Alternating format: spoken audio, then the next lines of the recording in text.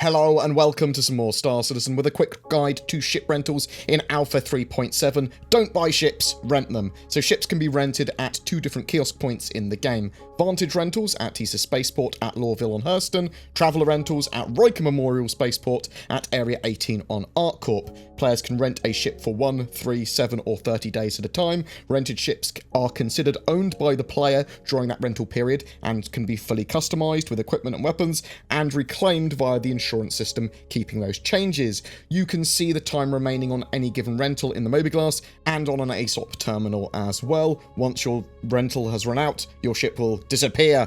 Basically, you can no longer spawn it. So ships are roughly 2 to 3% of their total Alpha UEC value per day of rental, and cheaper the more days that you rent them, falling to around 1.25% per day if you rented for 30 days.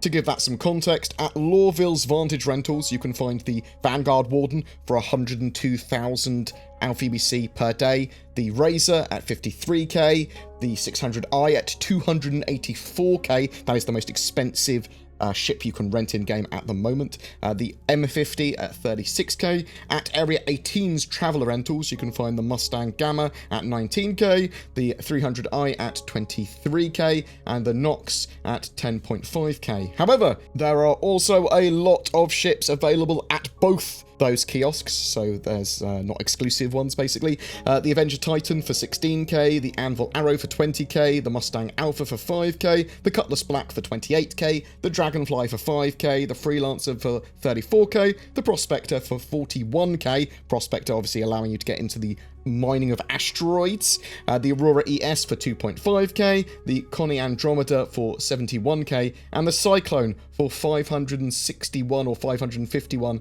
Alpha UEC. So that is obviously a very, very cheap vehicle, and vehicles are very cheap, the ground vehicles. The viability of renting ships and vehicles is really great at those prices. You can easily earn enough Alpha UEC to get one of these within a couple of hours of just grinding any mission, no matter what your ship, really, as long as you've got a quantum drive anyway.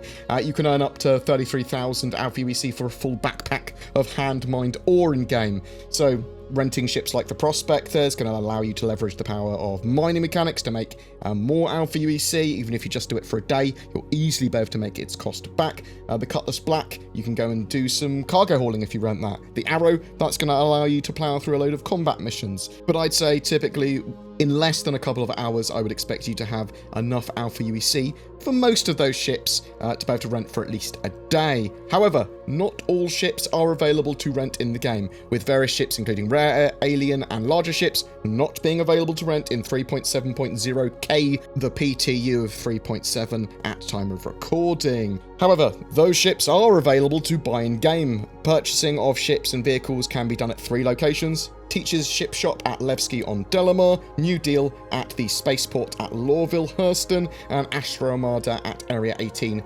ArcCorp. With the extremely expensive ships like the Reclaimer at 15 million and the Hammerhead at 12.5 million being available at New Deal, you can also sort of like grab pretty much any other ship that's flyable in game at these shops, even the expensive ones. If your ship is available to rent, then that is by far the best way to experience it, in my opinion, as currently buying ships in-game will be reset with every major patch currently until they add Alpha UEC and purchase persistence. Admittedly, that could actually come quite soon, potentially even in 3.8 if we're lucky. We will have to wait and see. Even then, though, there are still ships like the 890 Jump that are not available currently in-game to buy or rent. This should change in the future, but it does also beg the question, when will we get them in-game to buy or rent? Will new ships that are put into game like the RSA Mantis take a bit of time before they're available to buy or rent in-game? And are there going to be larger military ships and capital ships like the Kraken, Javelin, Idris that might be held back for quite a while before they're available to buy in-game? Now, I don't expect all ships to be rentable in-game. It doesn't make sense, really, in my opinion, to be able to rent an 890 Jump or a capital ship. But purchasing them, that is something I would like to see. Obviously, you can still purchase ships outside of the game when they're on sale. Some ships are on sale at different times. The 23rd of November this year, there's going to be a big anniversary expo and ship sale for pretty much all the previous ships that have been on sale. However, as you can get most of this stuff in-game now that's flyable anyway, it might be worth doing that. It's going to depend on your situation and circumstances. Some people are going to want to help back the project more. They're going to test or rent a ship that they really like and go, well, it's only $50 more over my current pledge. Bam, I'll upgrade to the Avenger Titan, or I'll upgrade to the Arrow or whatever. But please remember, you don't need to do that. All you need is a starter package to play Star Citizen, and I want to hammer that home as much as I can. But I'd love to hear from you, whatever your thoughts are, in the comments below. Every month we have a ship giveaway. For October, it's an Anvil Carrack Explorer ship that should hopefully be flyable in Alpha 3.8 at the end of the year. Just comment on any of my videos made during October to be in for a chance to win that. I am also shilling for NordVPN and Shadow gaming PCs, so use the code BoredGamer for discounts there. NordVPN, in a world of censorship and privacy issues, VPNs allow you to browse the net and play games in more safety. NordVPN has many benefits over free VPNs, and that's why I shill for it. Some of you also might be interested in Shadow cloud gaming stuff.